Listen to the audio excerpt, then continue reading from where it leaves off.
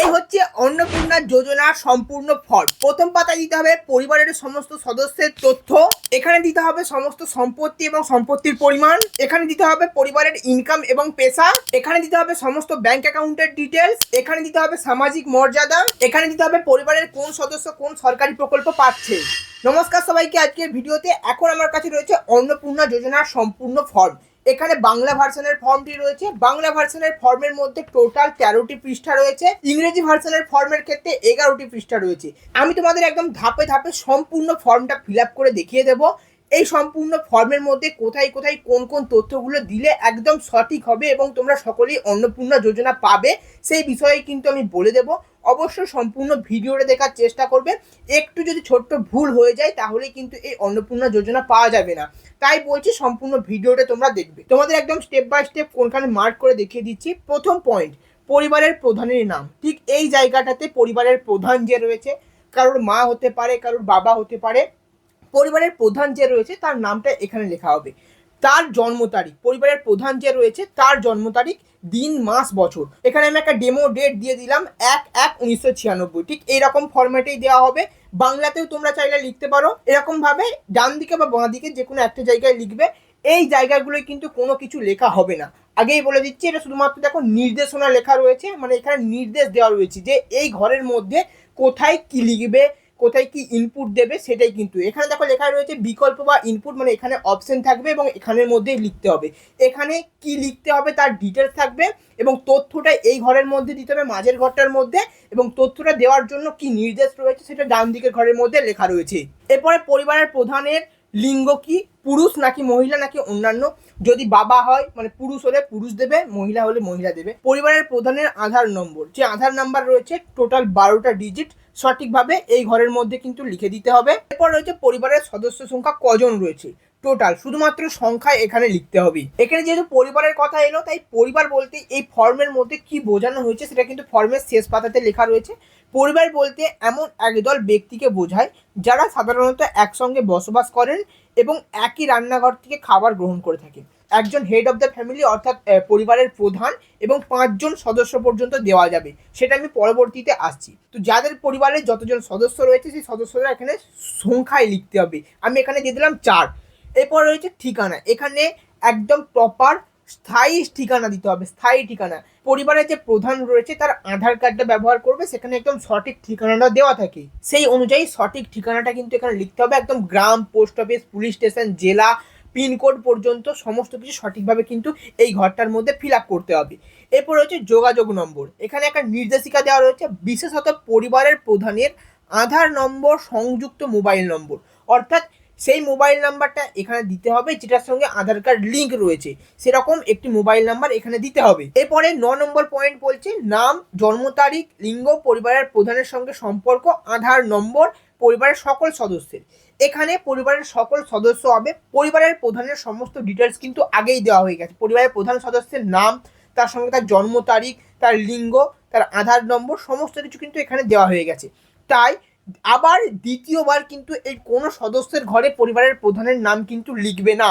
এখানে একটা শুধুমাত্র দেওয়া রয়েছে পরিবারের প্রধান, এখানে শুধুমাত্র তার নামটা লিখে দিতে হবে যে পরিবারের প্রধান কে রয়েছে। যদি মা হয়ে থাকে সেক্ষেত্রে তিনি এই অন্নপূর্ণা যোজনার জন্য অ্যাপ্লাই করছেন, তাই তার জন্য পাশের ঘরটাতেই যে হ্যাঁ বা না এখানে লেখা রয়েছে অন্নপূর্ণা যোজনার জন্য আবেদন করা হচ্ছে, হ্যাঁ বা না, অর্থাৎ যেই সদস্যের জন্য অন্নপূর্ণা যোজনায় আবেদন করা হচ্ছে তার ঘরটার মধ্যে টিক দিয়ে দিতে হবে। ভুল করেও কেউ এই সদস্যদের ঘরে পরিবারের প্রধানের নাম কিন্তু আবার লিখবে না, কারণ এখানে অলরেডি লেখা হয়ে গিয়েছে, তার সমস্ত ডিটেলস প্রথমেই দেওয়া হয়ে গিয়েছে।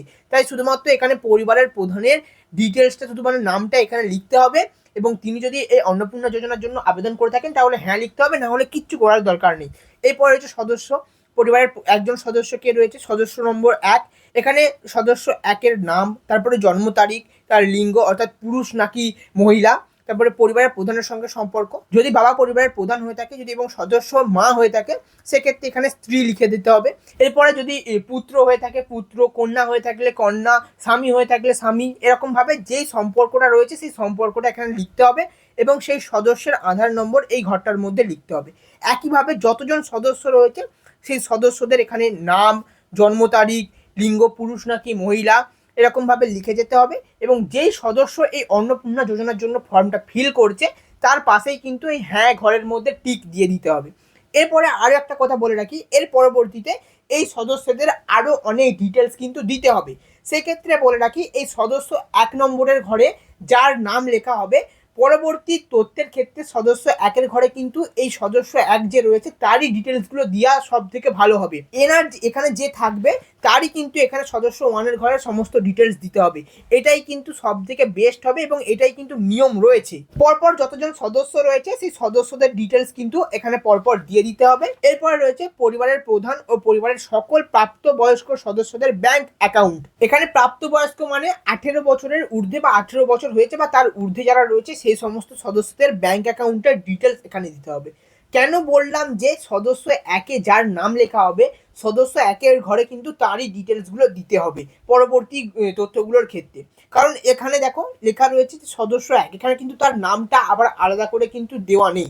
তো এখানে কি করে বুঝবে যে তার ব্যাংক অ্যাকাউন্ট কোনটা? তাই সদস্য 1-এর ঘরে যার নাম লেখা হবে তার ব্যাংক অ্যাকাউন্টের ডিটেলস কিন্তু এখানে দিতে হবে। প্রথমে রয়েছে হেড অফ দ্য ফ্যামিলি, অর্থাৎ পরিবারের প্রধান, তার ব্যাংক অ্যাকাউন্টের এখানে লিখে দিলে ব্যাংক মানে কোন ব্যাংক রয়েছে, state bank of India, bank of Baroda, Punjab national bank, এরকম যে ব্যাংক রয়েছে সেই ব্যাংকের নামটা লিখতে হবে।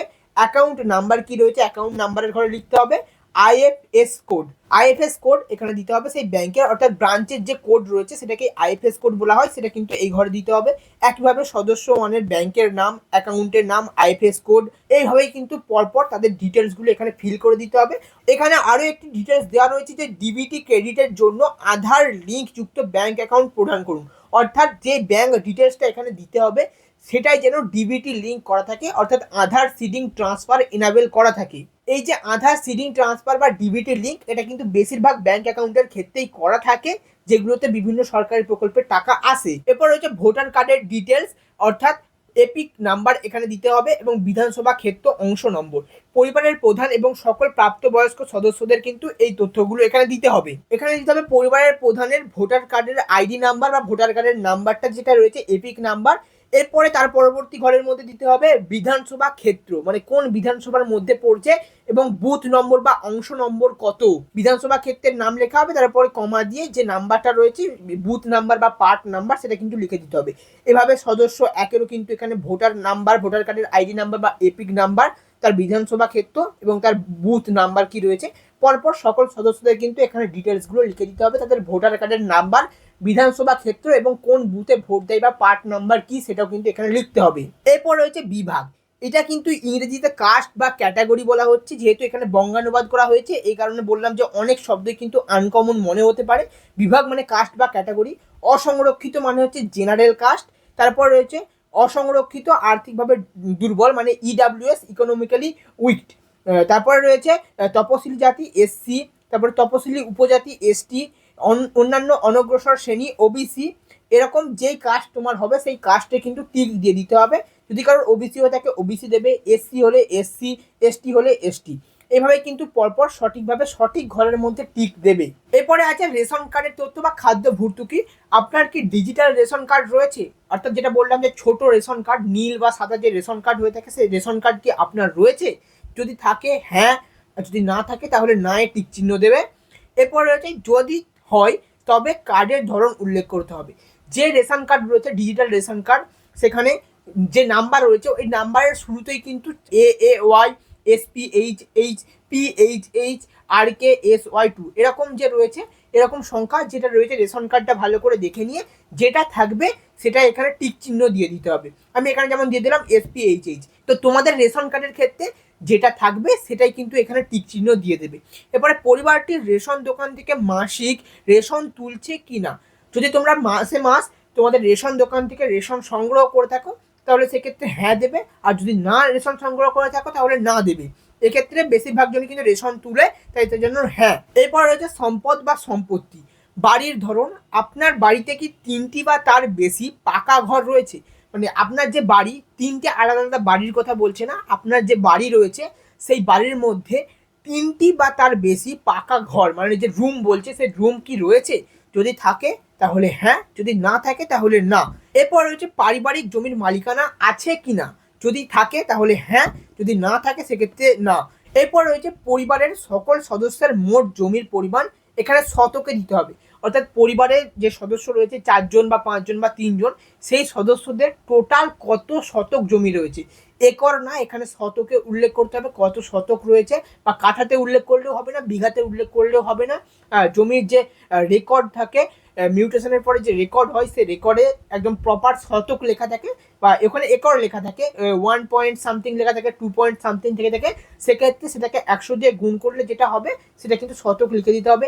100 শতক, 200 শতক, এরকমভাবে যে শতক হবে সেই শতক কিন্তু এখানে সংখ্যাতে লিখে দিতে হবে। এরপর রয়েছে যানবাহন। আপনি বা পরিবারের কোনো সদস্য কি অবাণিজ্যিক মোটর চালিত 4 চাকার গাড়ি আছে? এখানে কিন্তু কোনো রকম মোটর সাইকেল মানে 2 চাকার গাড়ির কথা উল্লেখ করে নেই, এখানে কিন্তু 4 চাকার যে গাড়ি রয়েছে, অর্থাৎ মারুতি গাড়ি, যে ট্যাক্সি যে রয়েছে, প্রাইভেট গাড়ি হয়ে থাকে, সেই 4 চাকা গাড়ির কথা বলেছে। এই 4 চাকা গাড়ির মধ্যে এখানে লিখে দিয়েছি যে গাড়ি হতে পারে, জিপ হতে পারে, ট্রাক্টর হতে পারে, যেটা হয়ে থাকে সেটা কিন্তু এখানে উল্লেখ করতে হবে। যদি থাকে হ্যাঁ, যদি না থাকে না, থাকলে সেই গাড়ির নাম্বার উল্লেখ করতে হবে, গাড়ির রেজিস্ট্রেশন নাম্বার কিন্তু এখানে উল্লেখ করতে হবে। এরপরে 5 নম্বর পয়েন্ট রয়েছে এখানে পরিবার ভিত্তিক সদস্যের স্বাস্থ্য বীমা, অর্থাৎ হেলথ ইন্স্যুরেন্স। যাদের করা রয়েছে তারা হ্যাঁ লিখবে, এবং সেইখানে তার প্রিমিয়ামের সমস্ত তথ্য দিতে হবে, সরকারি নাকি বেসরকারি, যে স্বাস্থ্য বিমাটা করা রয়েছে সেটা সরকারি স্বাস্থ্য বিমা নাকি বেসরকারি, সেটার প্রিমিয়াম কত, সেগুলো কিন্তু এখানে দিতে হবে। বেশিরভাগ জনের ক্ষেত্রে কিন্তু এই হেলথ ইন্স্যুরেন্স করা থাকে না, তাই তারা নায়ে ক্লিক করবে। যদি পরিবারের কোনো সদস্যেরই এই হেলথ ইন্স্যুরেন্স না করা থাকে সেক্ষেত্রে না এর মধ্যে টিক দেবে, আর যদি করা থাকে সেক্ষেত্রে একজন সদস্যের যদি করা থাকে পরিবারের মধ্যে তাহলে হ্যাঁ লিখতে হবে, এবং যেই সদস্যের এই হেলথ ইন্স্যুরেন্স করা রয়েছে তার ডিটেলস এখানে দিতে হবে। যদি পরিবারের প্রধানের হেলথ ইন্স্যুরেন্স করা থাকে তাহলে তার ঘরের মধ্যে ডিটেলস দিতে হবে। যদি 1 নম্বর সদস্যের ঘরে থাকে 1 নম্বর, যদি 2 নম্বর সদস্যের থাকে তাহলে 2 নম্বর সদস্যের ঘরে কিন্তু ডিটেলসগুলো দিতে হবে। এরপর রয়েছে আয় বা পেশা, ইনকাম বা প্রফেশন কি রয়েছে। কোনো সদস্য কি আয়কর বা পেশাগত কর প্রদান করেন, অর্থাৎ ইনকাম ট্যাক্স বা প্রফেশনাল ট্যাক্স কি কেউ দিয়ে থাকে? যদি কেউ দিয়ে থাকে, পরিবারের কোনো সদস্য দিয়ে থাকে, তাহলে হ্যাঁ হবে। বেশিরভাগ জনের ক্ষেত্রে এটা কিন্তু না হবে, কারণ তারা কেউই এই ইনকাম ট্যাক্স দেয় না। বেশিরভাগ জনই কিন্তু ইনকাম ট্যাক্সের যে স্ল্যাব রয়েছে সেই স্ল্যাবের মধ্যে আসেই না। এরপরে পরিবারের সদস্যের প্যান কার্ড, যাদের যাদের প্যান কার্ড হয়ে গিয়েছে তাদের প্যান কার্ডের ডিটেলস এখানে দিতে হবে। পরিবারের প্রধানের নামটা এখানে লেখা হবে, তার প্যান কার্ডের যে নাম্বার দেওয়া হয়েছে সেই নাম্বারটা। এরপরে সদস্যের নাম, সদস্য একে যে বলেছিলাম যে তোমাদের যে সদস্যগুলো লিখতে হবে, সদস্য একে যার নাম লেখা হবে তারই ডিটেলস কিন্তু অন্যান্য জায়গায় সদস্য একের ঘরে কিন্তু দিতে হবে। এখানে সেই সদস্য একে যার নাম লেখা হবে তার নামটাও কিন্তু এখানে আরেকবার লেখা হবে, এবং তার প্যান কার্ড নাম্বারটা এখানে লেখা হবে। একইভাবে সদস্য 2, সদস্য 3, যে সদস্যদের প্যান কার্ড হয়ে গিয়েছে তাদের ডিটেলস কিন্তু এখানে পরপর দিয়ে দিতে হবে। অনেকের মনে প্রশ্ন আসতে পারে, এই যে ডিটেলসগুলো আমরা দেবো এগুলো কি বাংলায় দেবো নাকি ইংরেজিতে দেবো? যারা ইংরেজি লিখতে পারো তাদের কাছে আমি এটাই বলবো যে তোমরা সকলেই ইংরেজিতে দেবে, কারণ এই যে ফর্মটা রয়েছে এই ফর্মটা থেকে কিন্তু অনলাইনে ফিল আপ করতে হয়, আর অনলাইনে কিন্তু সমস্ত ইংরেজিতেই ফিল করতে হয়, কারণ এখানে বাংলার কিন্তু কোনো অপশন থাকে না। আমি বলবো এই ইনপুটগুলো মানে যে তথ্যগুলো দেওয়া হচ্ছে সবই ইংরেজিতে লিখবে, সেটা মোবাইল নাম্বার হোক, নাম হোক, কোনো প্যান কার্ড বা আধার কার্ডের কোনো নাম্বার হোক, সমস্ত কিছু কিন্তু ইংরেজিতে দেওয়ার চেষ্টা করবে যারা পারবে। এর পরবর্তী পয়েন্ট রয়েছে কর্মসংস্থানের ধরন, অর্থাৎ পরিবারের যে সদস্য রয়েছে তিনি কি করেন। এখানে পরিবারের প্রধান যদি কেউ সরকারি চাকরি করে তাহলে সরকারি চাকরি, কেউ যদি বেসরকারি চাকরি করে বেসরকারি চাকরি, কেউ যদি আংশিক কর্মরত অর্থাৎ পার্ট টাইম জব করে সে পার্ট টাইম জব, কেউ যদি এখানে ব্যবসা করে থাকে বা কোনো প্রতিষ্ঠানের মালিক হয়ে থাকে তাহলে সেটা এখানে টিক দিতে হবে। এছাড়াও এখানে অপশন রয়েছে অসংগঠিত ক্ষেত্র, এর মধ্যে বিভিন্ন কারিগর হতে পারে, শিল্পী হতে পারে, কৃষক হতে পারে, অর্থাৎ রাজমিস্ত্রি, চাষি ভাই এরা কিন্তু এর আন্ডারেই রয়েছে। বা কেউ যদি আর্টিস্ট হয়ে থাকে সেগুলো কিন্তু শিল্পী, তার কিন্তু এই অংশটাই ক্লিক হবে বা এই অংশটায় টিক দিতে হবে। কৃষক, শিল্পী, কারিগর এই অংশটায় টিক দিতে হবে। বেশিরভাগ জনের ক্ষেত্রে কিন্তু এই অসংগঠিত হবে। যে যার পরিবারের যেমন রয়েছে সেই অনুযায়ী কিন্তু তথ্য দেবে। আমি যেই ঘরে দিচ্ছি সেই ঘরেই কিন্তু সকলকে দিতে হবে না, কারণ তোমাদের পরিবার অনুযায়ী কিন্তু সমস্ত তথ্য আলাদা হবে। এরপরে পরিবারের সদস্যের ক্ষেত্রেও কিন্তু যদি কেউ সরকারি চাকরি করে সরকারি, বেসরকারি হলে বেসরকারি, চাষি হলে চাষি, শিল্পী হলে শিল্পী, কারিগর হলে কারিগর, যেই প্রফেশনটা রয়েছে মানে তিনি কি করেন, যদি তিনি কোনো কাজ করে থাকেন সেই কাজের মধ্যে যদি এখানের মধ্যে অপশন হয়ে যায় তাহলে সেই অপশানে টিক দিয়ে দেবে। যদি সে বেকার নয় কিন্তু কাজ করে, কিন্তু সেই কাজের অপশনটা এখানে নেই, সেক্ষেত্রে কিন্তু এখানে অন্যান্য ঘরও দেওয়া রয়েছে। এখানে পরিযায়ী শ্রমিকও দেওয়া রয়েছে। যদি বেকার হয় তাহলে কিন্তু বেকারের ঘরে টিক দিতে হবে, যে বেকারের ঘর রয়েছে বেকারের ঘরে টিক দিতে হবে। যেই সদস্য যেই কাজটা করে, বেকার হলে বেকার, অন্যান্য হলে অন্যান্য, বা যদি এইখানে কোনো অপশনের মধ্যে এখানে কাজটা হয়ে যায় সেই ক্ষেত্রে সেই ঘরের মধ্যে টিকটা সঠিকভাবে দিয়ে দিতে হবে। পরিবারের সকল সদস্যের তথ্যই কিন্তু এখানে দিতে হবে। এরপরে 4 নম্বর পয়েন্ট রয়েছে পরিবারের শিক্ষিত প্রাপ্তবয়স্ক সদস্যদের সংখ্যা এবং পরিবারের অশিক্ষিত প্রাপ্তবয়স্ক সদস্যদের সংখ্যা। পরিবারে যতজন সদস্য রয়েছে সেটা 4 জন হোক বা 5 জন, এর মধ্যে কতজন শিক্ষিত রয়েছে এবং কতজন অশিক্ষিত রয়েছে। যদি শিক্ষিত যে সংখ্যাটা রয়েছে 2 জন বা 3 জন, সেটা কিন্তু এখানে লিখে দিতে হবে 2 বা 3, বা অশিক্ষিত যারা রয়েছে সেই সংখ্যাটাও কিন্তু এখানে লিখে দিতে হবে। তো সেই অনুযায়ী সঠিকভাবে কিন্তু সেই সংখ্যাটা লিখতে হবে, যে কজন শিক্ষিত কজন শিক্ষিত নয় সেই সংখ্যাটা প্রথমেই এখানে উল্লেখ করে দিতে হবে। এরপরে পরিবারের প্রধান সদস্য তিনি শিক্ষিত নাকি অশিক্ষিত সেটা কিন্তু এখানে প্রপার সঠিকভাবে টিক দিয়ে দিতে হবে। এরপরে সদস্য 1 তিনি শিক্ষিত নাকি অশিক্ষিত সেটাও কিন্তু এখানে টিক দিয়ে দিতে হবে। এরপরে পরপর যতজন সদস্য রয়েছে সেই সদস্যদের অনুযায়ী কিন্তু এখানে সঠিকভাবে উল্লেখ করতে হবে যে তিনি শিক্ষিত নাকি অশিক্ষিত। এরপর যদি তিনি শিক্ষিত হয়ে থাকেন তাহলে শিক্ষাগত যোগ্যতা কি রয়েছে, 4th শ্রেণী পাস, 8ম শ্রেণী পাস, মাধ্যমিক পাস, উচ্চ মাধ্যমিক পাস, স্নাতক, এরকমভাবে কিন্তু পরপর তার যোগ্যতা লিখতে হবে। যিনি শিক্ষিত হবেন তার ক্ষেত্রেই লিখতে হবে, আর অশিক্ষিত হলে কিন্তু কোনো ডিটেলস দিতে হবে না।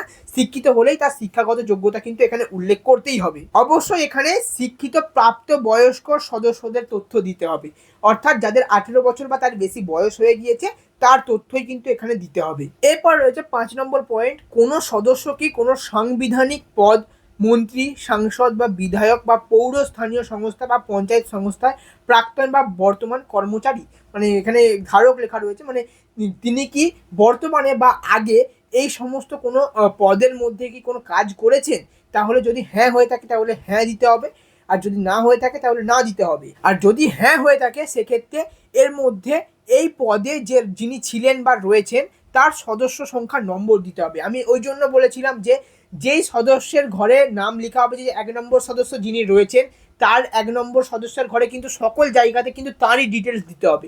2 নম্বর সদস্য যিনি রয়েছেন বিভিন্ন জায়গাতে কিন্তু ওই 2 নম্বর সদস্যেরই কিন্তু সমস্ত ডিটেলস দিতে হবে। এই কারণেই বলেছিলাম, কারণ এক্ষেত্রে সদস্য সংখ্যাটা উল্লেখ করতে হবে।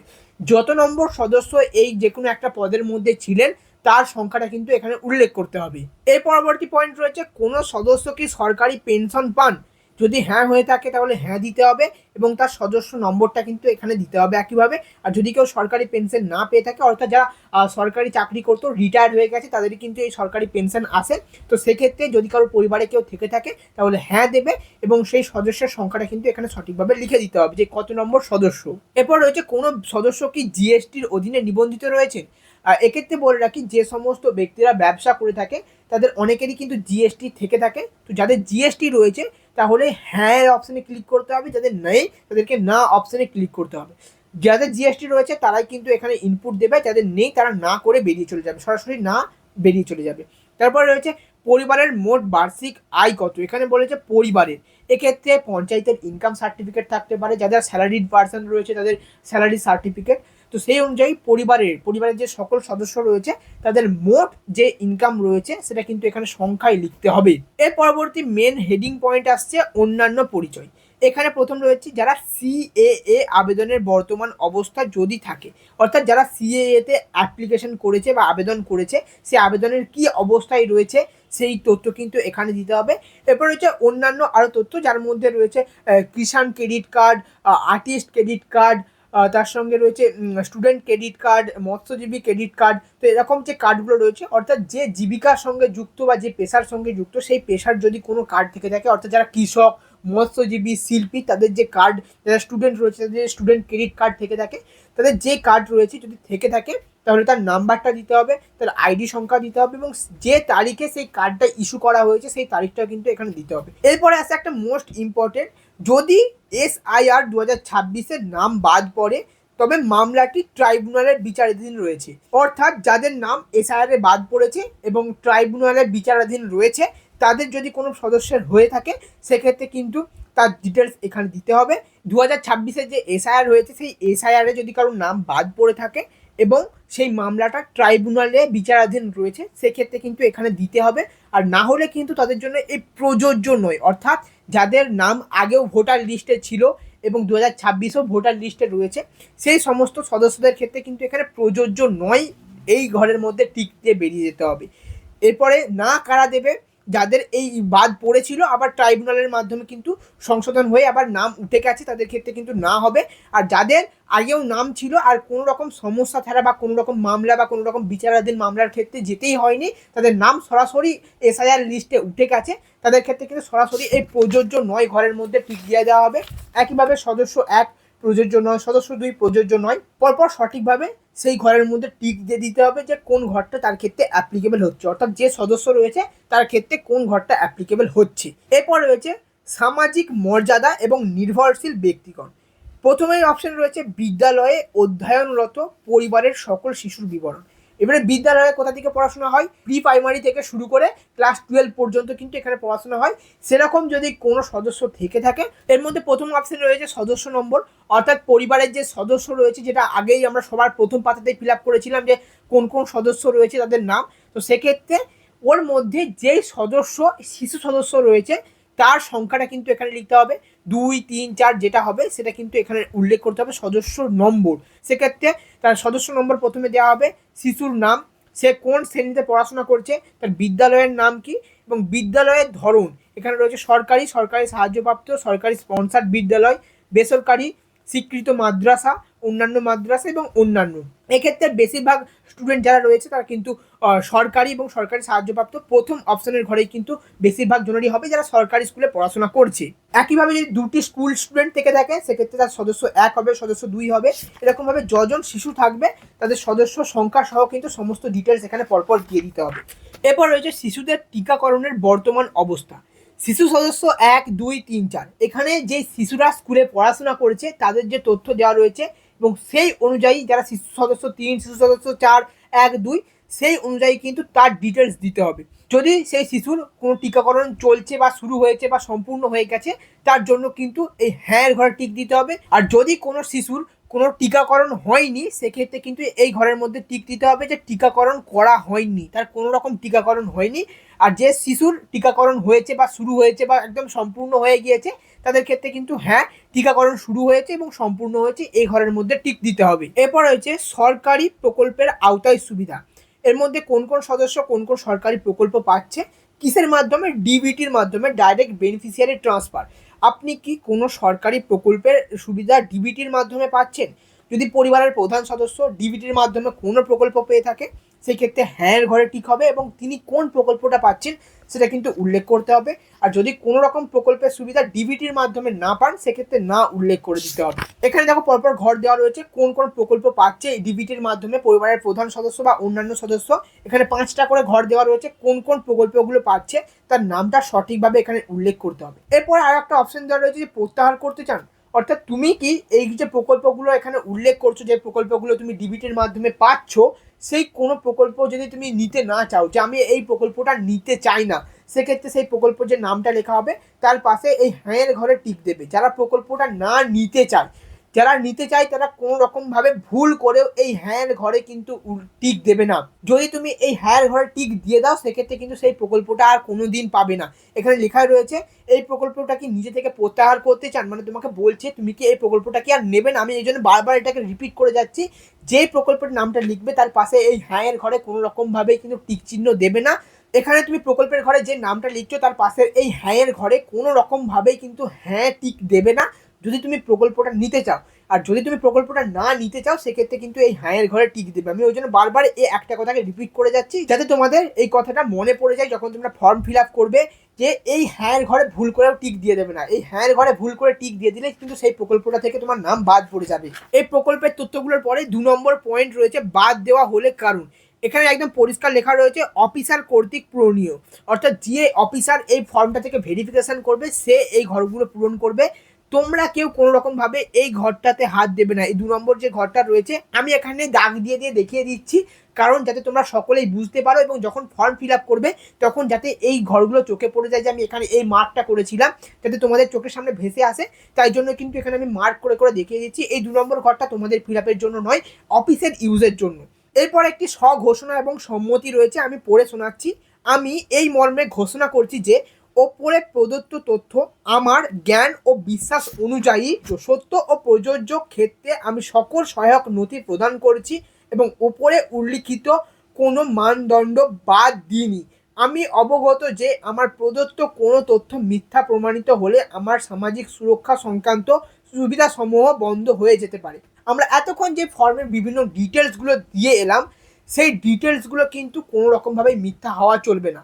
তুমি যেটুকু দেবে সেটুকুই সত্য এখানে কোথায় লিখবে। যে তোমার ঘর রয়েছে 4টে, তুমি এখানে উল্লেখ করছো 2টো, এটা কিন্তু করো না। এক্ষেত্রে তুমি যে সুবিধা বা প্রকল্পগুলো পাচ্ছিলে সেগুলো কিন্তু বন্ধ হয়ে যেতে পারে। কারণ এই যে ভেরিফিকেশানটা করা হবে, সেই ভেরিফিকেশানের পরে এখানে একটা উল্লেখ রয়েছে শুধুমাত্র সরকারি ব্যবহারের জন্য। এখানে যে সরকারি অফিসার এই সম্পূর্ণ ফর্মটা ভেরিফিকেশান করবে, সে কিন্তু এখানে ব্ল্যাক লিস্টের অপশন রয়েছে। যে আবেদন করছে সে যদি কোনো তথ্য ভুল দিয়ে থাকে, সেখানে কিন্তু অফিসার উল্লেখ করে দেবে যে এখানে তথ্য ভুল রয়েছে। এবং পরবর্তী যে সমস্ত সরকারি প্রকল্প তুমি আগে থেকে পেয়ে এসেছিলে এবং ভবিষ্যতে তোমার পাওয়ার সম্ভাবনাও ছিল, যদি কোনো তথ্য ভুল হয়ে যায় বা ভুল প্রমাণিত হয়ে যায়, সেক্ষেত্রে কিন্তু কোনো রকম সরকারি সুরক্ষা যে রয়েছে, সরকারি সুরক্ষা সংক্রান্ত যে সমস্ত প্রকল্প রয়েছে সেগুলো কিন্তু বন্ধ হয়ে যাবে। আর অবশ্যই এখানেই কিন্তু সকলের ফর্ম শেষ হয়ে যাচ্ছে। এই শুধুমাত্র সরকারি ব্যবহারের জন্য যে অপশনটা রয়েছে, এখানে কিন্তু কেউ কোনো রকম টাচ করবে না। এই যে এখানে লেখা রয়েছে এন্ড অফ ফর্ম, মানে এখানেই ফর্ম শেষ হয়ে যাচ্ছে। এই যে অংশটা রয়েছে এটা অফিসে যে সমস্ত সরকারি কর্মচারীরা এই ফর্ম ভেরিফিকেশন করবে তাদের জন্য, অর্থাৎ অফিসের ইউজের জন্য। সকল সাধারণ জনগণের জন্য কিন্তু এই অপশনটা নয়, অর্থাৎ আবেদনকারীর জন্য কিন্তু এই অপশনটা নয়। আবেদনকারীর কিন্তু ফর্ম এখানেই শেষ হয়ে যাচ্ছে। এই যে সম্মতি এবং যে স্বঘোষণাটা রয়েছে, এই ঘোষণার জন্য কিন্তু অবশ্যই এখানে টিক দিতে হবে যে তুমি সম্মত হচ্ছ কিনা। অবশ্যই সকলের জন্য কিন্তু এই এগ্রি বা সম্মত অপশানে ক্লিক করতে হবে যে আমি যে সমস্ত ডিটেলস দিচ্ছি সমস্ত কিন্তু সঠিক রয়েছে। ভুল প্রমাণিত হলে কিন্তু আমি পরবর্তীকালে আর কোনো রকম প্রকল্পের সুবিধা পাবো না। এখানে সম্মত করতে হবে। এবং সকলের কাছে একটাই অনুরোধ, সকলে যে সম্পত্তি বা যে সমস্ত তথ্য রয়েছে সঠিক দেওয়ার চেষ্টা করবে। এতে করে কিন্তু তোমাদেরই সঠিক সুবিধা হবে এবং সব জায়গাতে সঠিক সুবিধাগুলো তোমরা কিন্তু পাবে। না হলে কিন্তু সরকারের চোখে যদি ব্ল্যাক লিস্ট হয়ে যায়, পরবর্তীকালে কোনো রকম সরকারি সুবিধা কিন্তু তোমার জন্য থাকবে না। সম্মত অপশানে ক্লিক করার পরে, মানে টিক দেওয়ার পরে এখানে স্বাক্ষর করতে হবে। যে অ্যাপ্লিকেশনটা ফিল করেছে বা পরিবারের প্রধান হতে পারে, তার কিন্তু এখানে স্বাক্ষর করতে হবে। তাহলেই কিন্তু সম্পূর্ণ ফর্মটা ফিল আপ হয়ে যাচ্ছে। এই ফর্মের মধ্যে কিন্তু অনেকগুলো অপশন ছিল, আমি পরপর সমস্ত কিছু বলে দিলাম কোথায় কি করতে হবে, কোথায় কি ভুলগুলো করবে না। তোমরা পড়ে নেবে একবার ভালো করে ফর্মটা, তারপরেই ফিল আপ করতে বসবে যে কী কী ডকুমেন্ট লাগছে এবং সেই অনুযায়ী কিন্তু সঠিকভাবে ফিল আপ করবে। আমি এই সম্পূর্ণ ফর্মটা কিন্তু পরপর স্টেপ বাই স্টেপ তোমাদের দেখিয়ে দিলাম যে কোথায় কি হবে। অবশ্যই সকলের সঙ্গে ভিডিওটা শেয়ার করে দেবে যাতে সকলেই নিজে থেকে ফর্মটা ফিল আপ করতে পারে।